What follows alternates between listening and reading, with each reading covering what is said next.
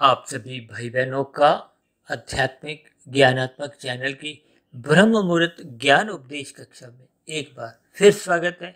आज की चर्चा का विषय है बोरिया बिस्तर समेटना। देखिए, ये बहुत ही साधारण शब्द है। हालांकि इन शब्दों के देखिए कुछ अलग अलग भावार्थ भी हैं, लेकिन हमारी वीडियो के विषय में जो आज के भावार्थ हैं वो मनुष्य योनि से संबंध रखते हैं। और मनुष्य योनि के संबंध का भी इसका अभिप्राय देखिए विशेष रूप से मृत्यु की तैयारी से है।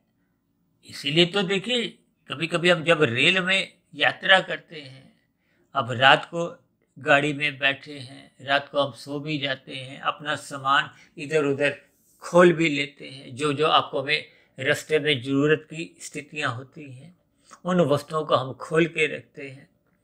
फिर जैसे ही सुबह आपका हमारा स्टेशन आने वाला होता है, मंजिल आने वाली होती है जहां आपने हमने उतरना होता है, तो फिर ऐसी स्थिति में अक्सर आपके हमारी जो हमने सामान बिखेरा था रात को अपने इस्तेमाल के लिए, उसको फिर हम समेटना शुरू करते हैं।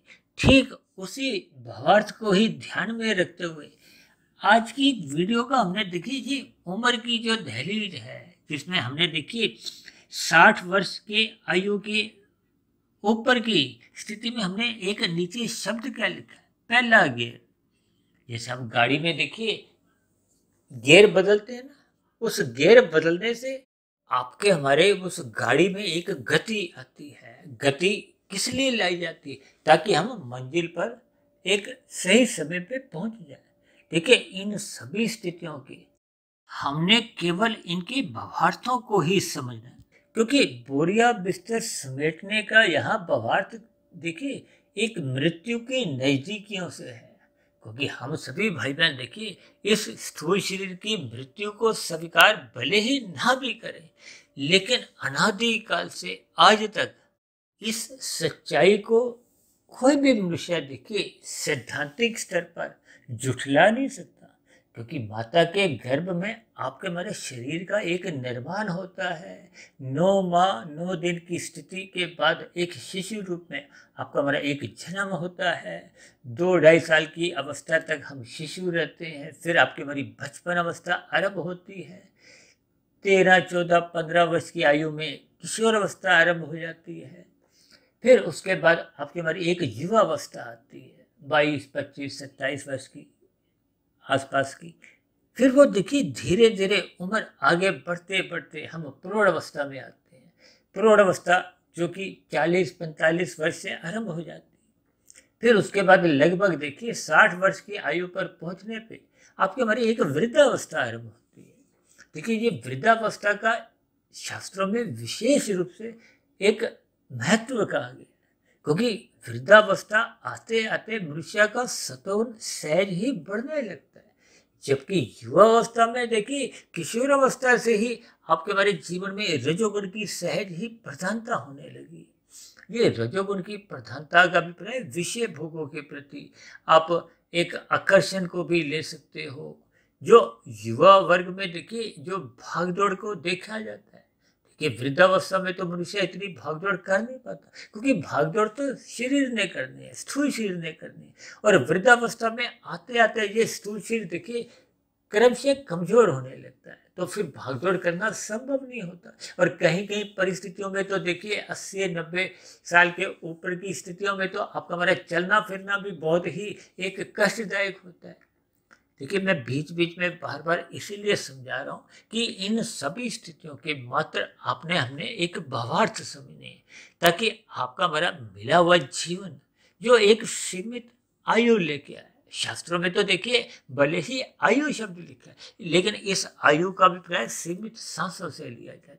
क्योंकि शास्त्र आपको में ज्ञान देते हैं कि माता के गर्भ में आते ही आपके हमारी एक आयु निश्चित रहती है, सांसें निश्चित रहती है।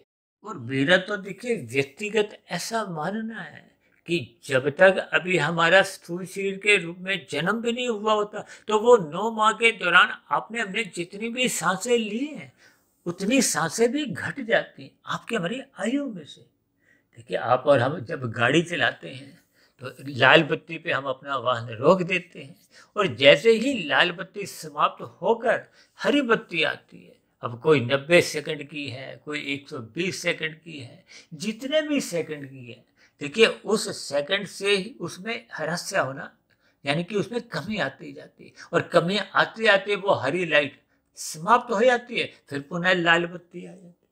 इसको भी आप जीवन से जोड़ सकते हो कि जैसे ही आपके हमारी माता के गर्भ में आत्मा का प्रवेश होता है, उस क्षण विशेष से आपका हमारा उस आत्मा परमात्मा की शक्ति द्वारा ही ये जो आपके हमारे शरीर की निर्माण प्रक्रिया आरंभ होती है। देखिए आपका हमारा शरीर पृथ्वी जल अग्नि वायु आकाश का बना है और ये पृथ्वी जल अग्नि वायु आकाश ये स्थूल भूत कहलाते हैं, इनको पदार्थ भी कहा जाता है। यानी कि आपका हमारा जो शरीर है ये 5 तत्वों का कहो, 5 पदार्थों का कहो, ये पृथ्वी जल अग्नि वायु आकाश का बना है। और ये जो इसके सूक्ष्म भूत है, इसके पीछे का कारण क्या है? देखिए सभी स्थितियों में कार्य कारण की स्थितियों को जब तक हम ज्ञान पूर्वक नहीं समझते, देखिए आज मेडिकल ये जो हम आपके स्थूल शरीर के स्तर पर भी जितने रोग होते हैं, ये भी तो देखिए रोग एक कार्य है और इसके पीछे का कोई ना कोई कारण होता है। चाहे आपको कोई खांसी जुकाम बुखार होता है, अब जैसे कुछ साल पहले देखिए कोरोना नाम का एक संक्रमित रोग पूरे विश्व में आया था। अब जैसे जैसे उसका कारण ढूंढ लिया गया, उस इंजेक्शन को लगने के बाद वो रोग समाप्त हो गया। इसी तरह जब भी हम डॉक्टर के पास जाते हैं तो डॉक्टर भी वो रोग को ढूंढ के इलाज करता है। इसलिए हम सभी भाई बहनों को अपने मिले हुए जीवन में कारण को अधिक महत्व देना। ये जो बार बार की जन्म की स्थितियां हैं, क्योंकि जन्म के बाद जीवन है, जीवन के बाद फिर मृत्यु है और मृत्यु के बाद फिर जन्म है। ये कर्म फल सिद्धांत की स्थितियों से अक्सर हम जोड़कर समझाते रहते हैं। 84 लाख प्रकार की जोनियां हैं। अब 84 लाख प्रकार की जोनियों में 80 लाख प्रकार की जोनियां, यानी कि इतना बड़ा आंकड़ा। देखिए 84 लाख में से 80 लाख बहुत बड़ा एक अनुपात है, आंकड़ा है। और वो तो देखिए नीचे की तामसी जोनियां हैं, जबकि मनुष्य जोनि को साधारणतः शास्त्रों में ही राशि जोनि कहा गया है। लेकिन ये मनुष्य जोनि में ही, क्योंकि ये कर्म जोनि भी है, साधना जोनि का भी एक अवसर हम बना सकते हैं, तो फिर जन्म मरण के बंधन को हम समाप्त कर सकते हैं। अब समाप्त कब होता है? क्योंकि आपके मेरे देखिए 3 शरीर है, स्थूल शरीर, सूक्ष्म शरीर और कारण शरीर। मृत्यु केवल स्थूल शरीर की होती है, जो कि पृथ्वी जल अग्नि वायु आकाश का बना है। ये जो आपके हमारे भीतर एक सूक्ष्म शरीर है, सूक्ष्म शरीर के भीतर एक कारण शरीर है। देखिए स्थूल शरीर के स्तर पर हम विभिन्न क्रियाएं करते हैं, जिससे आपका हमारा कर्मशय बनता है। देखिए स्थूल शरीर के स्तर पर ही इस सरकारी विभाग द्वारा जितने भी कानून है वो स्थूल शरीर पे ही लागू होते हैं। आप यदि लाल बत्ती पे रुके हो तो आपका चलान नहीं करता, और मन में यदि आपका कोई विचार आ रहा है मैं लाल बत्ती पार कर लूं, तो भी आपका कोई चलान नहीं कटेगा, क्योंकि आपने मानसिक स्तर पर कुछ भी आप करो, मानसिक स्तर पर कानून की पकड़ ही नहीं है। हालांकि मानसिक स्तर पर किए गए कर्मों का देखिए संस्कार बनता है। देखिए स्थूल शरीर के स्तर पर जब जब हम कोई पाप कर्म करते हैं, अच्छे काम करते हैं, बुरे काम करते हैं, उस स्थूल शरीर के स्तर पर किए गए कार्यों का ही आपका हमारा एक कर्माशय बनता है। वो इसलिए बनता है क्योंकि हम अन्य मनुष्यों पर आपके हमारे किए गए क्रिया कर्म जो भी है वो दूसरों को प्रभावित करते हैं। यदि हमारा किया गया कोई भी कार्य कर्म क्रिया दूसरों को दुख देती है, तो आपका हमारा पाप कर्मों का कर्माशय बनता है। और यदि दूसरों को सुख देती है तो हमारा पुण्य कर्मों का कर्माशय बनता है। यही तो कर्मफल सिद्धांत के अंतर्गत शास्त्रों में एक विधि विधान द्वारा जो किए गए कर्म है, जिनको शास्त्र आपको में अनुमति देता है, वो एक विहित कर्म है। उनमें देखिए विधि विधान द्वारा धर्मानुसार, यानी कि ये जो 4 पुरुषार्थ हैं, धर्म अर्थ काम मोक्ष। देखिए मोक्ष तो आपका हमारा एक लक्ष्य है परमात्मा को पाने का, यदि हम बनाते हैं। अन्यथा एक साधारण मनुष्य का जो एक लक्ष्य है वो तो अर्थ और काम ही होता है। अर्थ इसलिए होता है क्योंकि उसकी कामनाएं होती हैं। देखिए अर्थ यानी धन, धन को तो हमने प्रत्यक्ष रूप से कोई खाना नहीं है, उस धन से हम पदार्थों को खरीदने की एक शक्ति पाते हैं, इसलिए हम धन कमाते हैं। इसको आप पुरुषार्थ भी कह सकते हो। देखिए ये सभी स्थितियाँ आपके हमारे जीवन के लिए कुछ अंश तक तो ये आवश्यक भी होती हैं, क्योंकि स्थूल शरीर है तो उसकी मरते दम तक कुछ ना कुछ देखिए आवश्यकताएं रहती हैं। दाल रोटी इस स्थूल शरीर को मिलने पे ही ये जीवित रह पाता है। रहने को घर चाहिए, पहनने को वस्त्र चाहिए, यानी कि हम सभी भाई बहनों की कुछ न्यूनतम सीमित आवश्यकताएं होती हैं।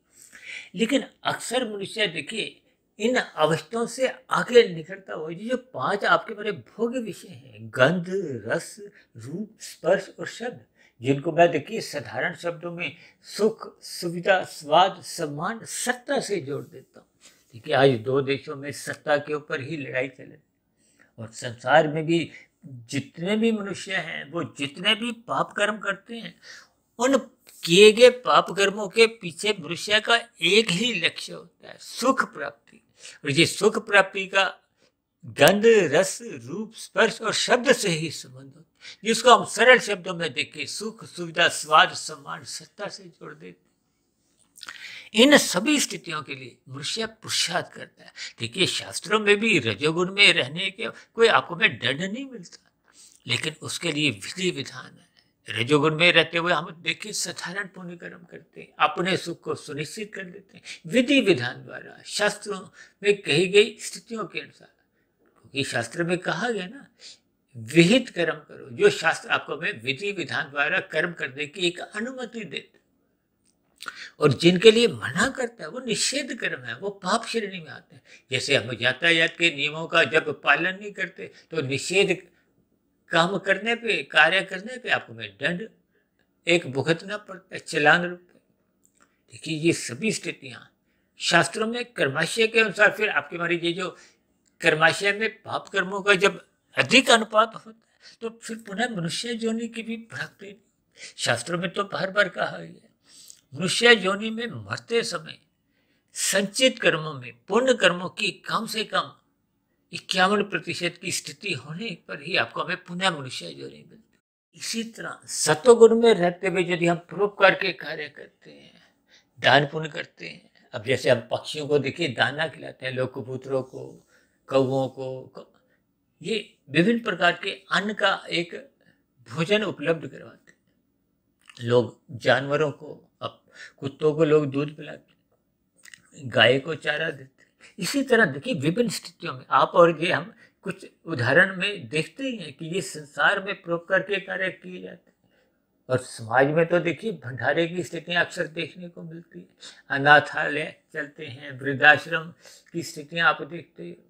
और भारत जैसे देश में तो देखिए मुफ्त अन्न का जो एक भंडारे के रूप में किया जाता है, ये सभी परोपकार के कार्य हैं। इनसे भविष्य में आपको में विशेष प्रकार के सुख मिलते हैं।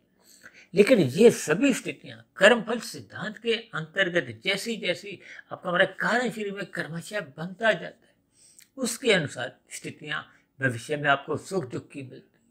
देखिए ये सभी स्थितियों को आपको में ज्ञान पूर्वक समझना होगा। हालांकि इन सभी स्थितियों पर हम कहीं ना कहीं कुछ ना कुछ प्रतिदिन ही सुबह ब्रह्म मुहूर्त ज्ञान उपदेश कक्षा में, शाम को संध्या बेला ज्ञान कक्षा में, और आप तो हमने देखिए प्रश्नोत्तर ज्ञान कक्षा में लघु ज्ञान की बातें कहो, संदेश कहो, या आपके प्रश्नों के उत्तर कहो, या कठिन शब्दों की व्याख्या, किसी भी रूप में हमने छोटी छोटी कुछ वीडियो बनाना आरंभ किया, ताकि किसी तरह आपका हमारा भ्रम समाप्त हो, आपके हमारे पाप कर्म किसी भी क्षण होने ना पाए।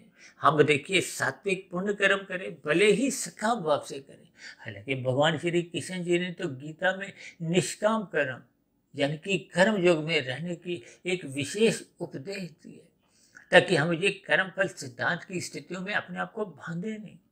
देखिए ये सभी स्थितियां, कर्म योग, फिर ज्ञान योग की स्थितियां, फिर भक्ति योग की स्थितियां, ये जितनी भी योग की स्थितियां हैं, ये मनुष्य का कारण शरीर शुद्ध करते हैं। देखिए बंधन किसका है? ये कारण शरीर का है। स्थूल शरीर की मृत्यु होती है, ये सूक्ष्म शरीर और कारण शरीर की मृत्यु नहीं होती। जैसी जैसी कारण शरीर में स्थितियां होती हैं, उसके आधार पे ही फिर नया आपको मैं मनुष्य योनि का, या ऊपर की योनियों का, या नीचे की योनियों का। देखिए नीचे की योनियों का तो एक बंधन है, आप नहीं भी चाहोगे, यदि पाप कर्मों का कर्माशय अधिक है तो फिर प्रकृति आपको में नीचे की योनियों में एक बंधन रूप में जन्म लेने को बाध्य कर देती है, क्योंकि हमारी पात्रता बिगड़ गई। लेकिन यदि हमारी ऊपर की योनियों में पात्रता बनी हुई है, लेकिन ऊपर की योनियों के सुख भोगने की आपकी कोई इच्छा नहीं है, यदि हमने साधना आरंभ कर दी है तो आपके हमारी ऊपर के जो विशेष प्रकार के सुख भोगने की इच्छा रहती नहीं, तो फिर आपको मैं ऊपर की योनियों में जाने को बाध्य नहीं किया जाता। जैसे संसार में भी आप देखते हो ना कि यदि हम कोई कानून का उल्लंघन करते हैं, अपराध कर जाते हैं, तो आपको हमें एक सजा के रूप में जेल जाना पड़ता है। और यदि हम कोई अच्छे काम करते हैं, सरकार आपको में कुछ विशेष प्रकार का पुरस्कार देती है, उस पुरस्कार को लेने से तो हम मना कर सकते हैं, सरकार आपको में बाध्य नहीं कर सकती। देखिए इन सभी स्थितियों को आपको में ज्ञान पूर्वक समझना होगा। मनुष्य जो नहीं, देखिए विशेष रूप से आपको में एक साधना का एक अवसर दिया गया है। इस साधना में देखिए ये कर्म योग, ज्ञान योग, भक्ति योग की स्थिति, यानी साधना का अभिप्राय योग की स्थितियों से है। और मनुष्य योनि में ये जो कर्म फल सिद्धांत की स्थिति है, ये तो देखिए आपके हमारी जैसे जैसी क्रियाएं होती हैं, कर्म होते हैं। अब कभी कभी हम देखिए कोई ऐसी क्रियाएं करते हैं जिसका अन्य मनुष्यों पर अच्छा बुरा कोई प्रभाव नहीं पड़ता। अब हम सुबह तैयार होने के लिए नहा रहे हैं, ब्रश कर रहे हैं, तो अन्य किसी जीवों पर अच्छा बुरा कोई प्रभाव नहीं, वो मात्र एक क्रिया रहती है। इसलिए तो भगवान श्री कृष्ण जी कहते हैं कि आप अपने कर्तव्य कर्मों का पालन करो। देखिए जब भी क्रिया में एक सकामता आती है, फल पाने की इच्छा आती है, तो फिर वो कर्म बन जाती है।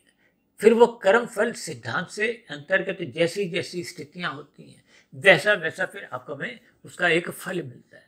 देखिए हमने बुरे काम किए हैं, अब पुण्य कर्मों का फल तो हम त्याग कर सकते हैं, लेकिन पाप कर्मों का हम जो दुख रूपी फल है वो हम त्याग नहीं सकते। अपनी पत्नी को भी, अपने बच्चों को, किसी को भी हम दे नहीं सकते।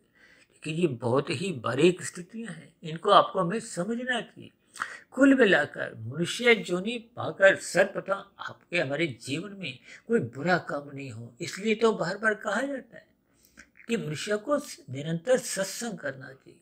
शास्त्र में बार बार कहते हैं जो मनुष्य सत्संग नहीं करता, सतोगुण की स्थिति मजबूत नहीं करता, तो फिर ऐसी स्थिति में उसका रजोगुण बिगड़ने लगता है।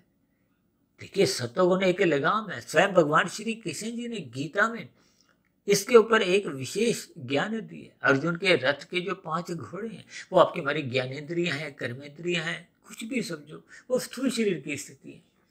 ये मन बुद्धि द्वारा एक नियंत्रित होनी चाहिए।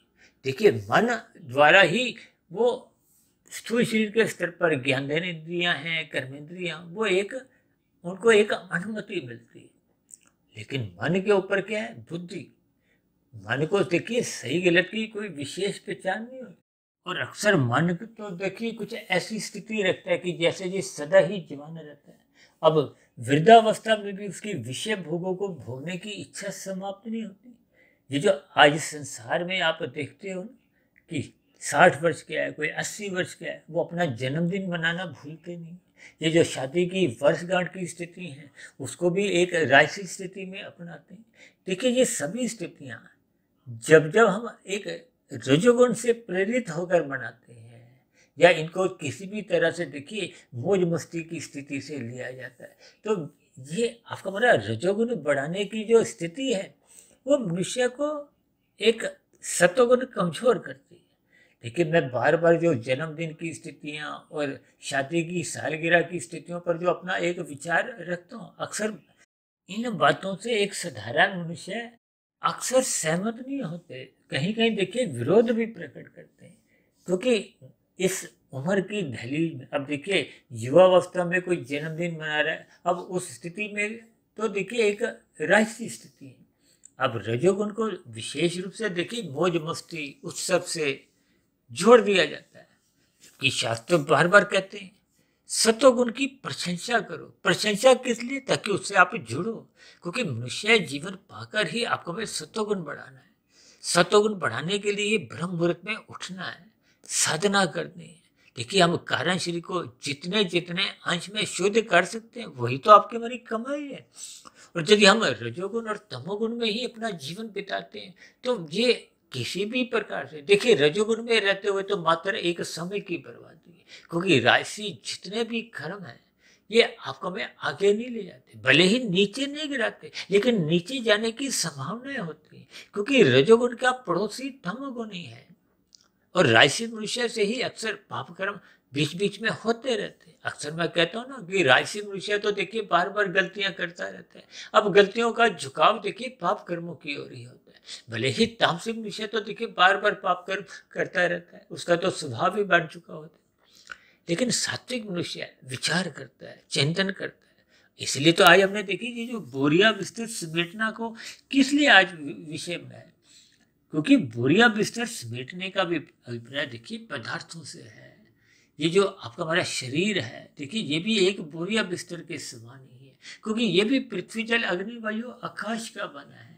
आपके हमारे जीवन के जितने भी पदार्थ हैं, चाहे हम देखिए घर बनाते हैं, बैंकों में कुछ पैसा बनाते हैं रखते हैं, या और भी जितनी भी संसारी उपलब्धि हैं, उनको विशेष रूप से देखिए तमोगुण से ही जोड़ा जाता है। आप कहीं कहीं देखिए कुछ स्थितियों में इसको रजोगुण से भी जोड़ सकते हो, लेकिन ये कोई ऐसी सात्विक स्थितियां नहीं है। इसलिए तो बार बार कहा गया कि मनुष्य को अपने मिले हुए जीवन में सत्वगुण बढ़ाना चाहिए। सत्वगुण मजबूत होने से ही विशुद्ध सत्वगुणी सत्ता यानी कि परमात्मा की सुमुखता बनने की एक नींव तैयार होती है। यदि हम सत्वगुण में ही नहीं जाते, देखिए ये जो कर्म कांड विभिन्न प्रकार के शास्त्रों में बताए गए इनको भी ज्ञान पूर्वक करना चाहिए, लेकिन आज मनुष्य देखिए उन कर्म कांडों को करता हुआ दिखाई देता है, मन बुद्धि नहीं होती, ज्ञान पूर्वक नहीं करते, केवल लोभ से या भय से करते हुए दिखाई देते हैं।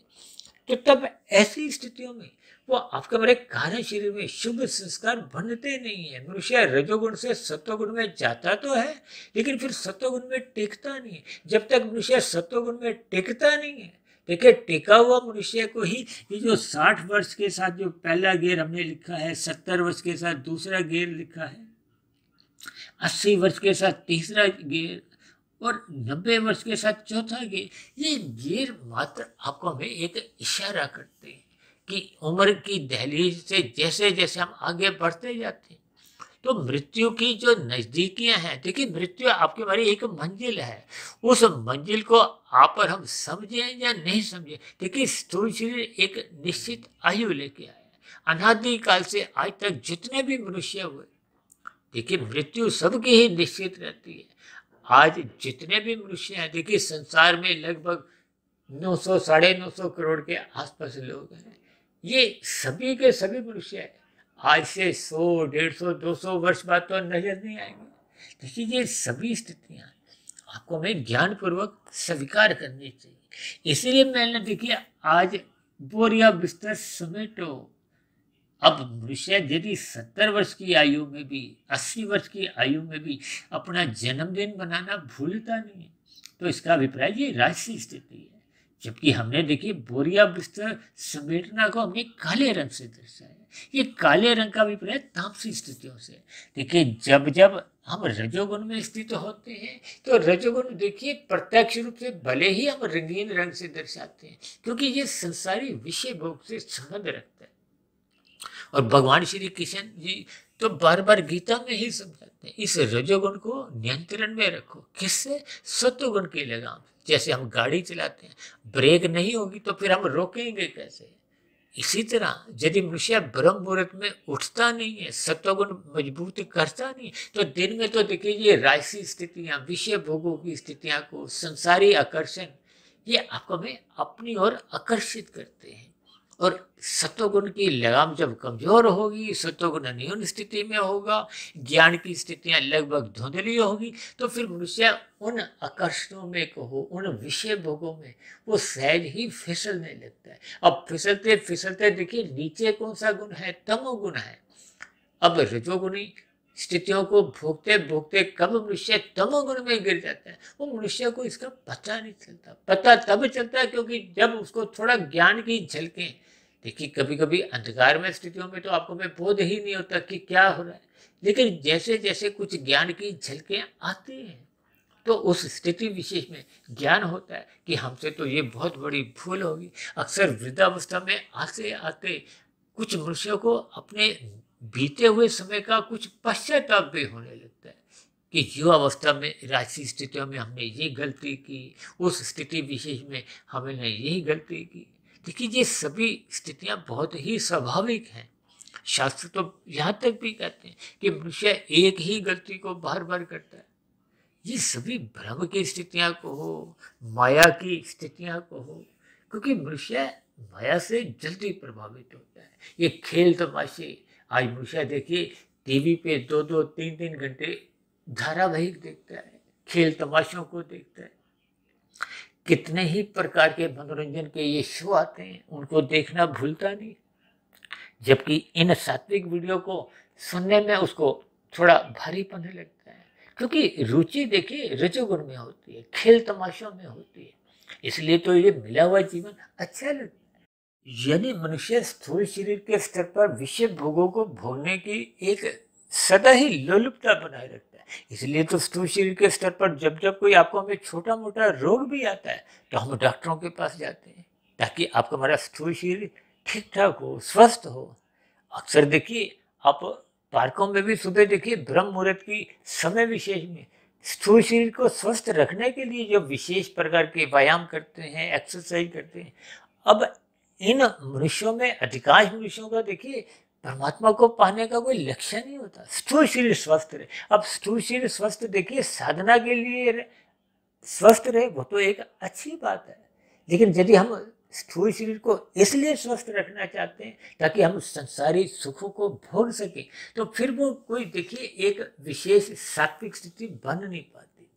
इसीलिए देखिए आज हमने ये 60 वर्ष के साथ हमने पहला गेयर इसलिए जोड़ा है ताकि पहला गियर तो कम से कम मनुष्य को अपने जीवन में मृत्यु की स्थिति पर डाल देना चाहिए ताकि उसको मृत्यु का थोड़ा बोध होने लगे। अब 70 वर्ष के साथ हमने देखिए दूसरा गियर कह दिया। अब पहले गियर में देखिए गति कम होती है और 70 वर्ष में जो हमने दूसरा गियर की स्थिति रखी है, अब दूसरे गियर में देखिए गाड़ी की गति कुछ बढ़ जाती है। यानी कि आप इसको इस अंश में ऐसे भी ले सकते हो कि जैसे जैसे उम्र बढ़ती जाती है, अब मृत्यु की स्थिति तो देखिए एक निश्चित है क्योंकि हम निश्चित सांसें लेके आए हैं। अब जैसे जैसे आपकी हमारी आयु बढ़ती जाती है तो हम उस मृत्यु के नजदीक जाते जाते। देखिए हमने कुछ महीने पहले एक वीडियो प्रसारित किया था मृत्यु दिवस। उस वीडियो विशेष को भी एक साधारण मनुष्य ने सकारात्मक दृष्टिकोण से नहीं ग्रहण किया।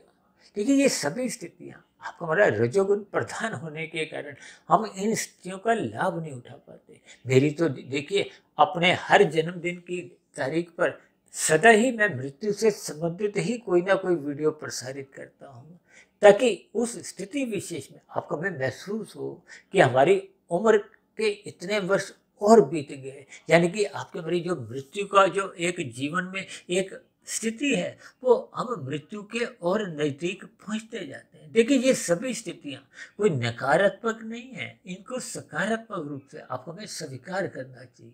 अक्सर कभी कभी देखिए संसार में भी कुछ उद्योगपतियों द्वारा कुछ ऐसे उदाहरण दिए जाते हैं, उनके जीवन में भी देखिए एक सकारात्मक परिवर्तन आने लगता है।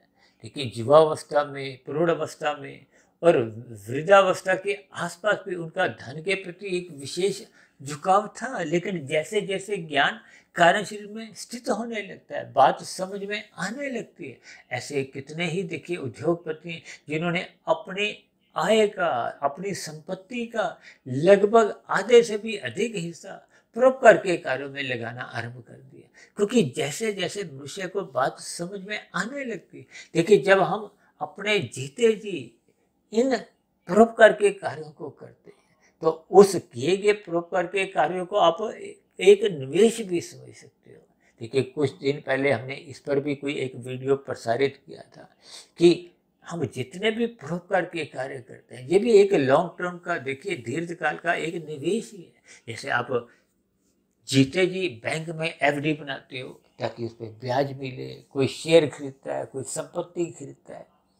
देखिए ये सभी स्थितियों के आपको मैं केवल बाहर से समझे, मैं बार बार देखिए शब्दों के साथ साथ अर्थों को तो एक महत्व देता ही हूँ ताकि उसका अर्थ आपको मैं समझ में आ जाए। लेकिन मुख्य रूप से मेरी कोशिश एक ही होती है कि आप सभी भाई बहनों को शब्दों के साथ साथ अर्थ समझ में आए और विशेष रूप से उन बोले गए शब्दों के उस वीडियो विशेष में क्या भावार्थ थे, उससे आपको हमें अपने जीवन में क्या संदेश लेने हैं, ताकि आपके हमारे जीवन में सकारात्मक परिवर्तन आए। आपका हमारा मिला हुआ जीवन जो कि एक अवसर रूप में साधना करने के लिए मिला है, उस साधना की स्थिति में हम जितना अधिक चल जाते हैं, जितनी अधिक आध्यात्मिक उन्नति कर लेते हैं, जितना अधिक कार्यशरीर को शुद्ध कर लेते हैं, वो आपके हमारे जीवन की एक शुद्ध कमाई है जो मरने के बाद भी सुरक्षित रहती है। मनुष्य को मरने के बाद पुनः मनुष्य योनि में ही एक जन्म दिलवाती है। और यदि हम इन स्थितियों पर विचार ही नहीं करते,